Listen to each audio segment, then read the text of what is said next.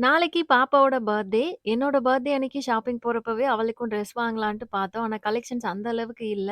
Next week இன்னும் new stock எல்லாம் வரும்னு சொல்லியிருந்தாங்க. அதனால இன்னைக்கு பாப்பாக்கு பர்த்டே ட்ரெஸ், அப்புறமா அவளுக்கு இன்னொரு செட் யூனிஃபார்மும் வாங்க வேண்டியிருந்தது. அதெல்லாமே வாங்கிட்டு வந்துடலான்னு ஷாப்பிங் கிளம்பிட்டோம். நாங்க மதியான டைம்ல தான் போயிருந்தோம். இன்னைக்கு லஞ்ச் வீட்ல எதுவும் ரெடி பண்ணல. வெளியில தான் சாப்பிட்டோம். கடைக்கு போனதும் அவளுக்கு எக்ஸ்ட்ரா ஒரு செட் யூனிஃபார்ம் வாங்கிட்டு, ரஃப்யூஸ்க்கு போடுற மாதிரி கொஞ்சம் பேண்ட், டீ ஷர்ட் எல்லாமும் வாங்கியிருந்தேன். இந்த டைம் பர்த்டே ட்ரெஸ் பார்த்தீங்கன்னா, எங்களுக்கு பட்டு பாவாடை சட்டை தான் புடிச்ச மாதிரி இருந்தது. கொஞ்சம் ஃப்ராக் மாடல் எல்லாம் பார்த்தோம். அது அந்த அளவுக்கு பிடிக்கல. அதனால பட்டு பாவாடை சட்டையே வாங்கியாச்சு.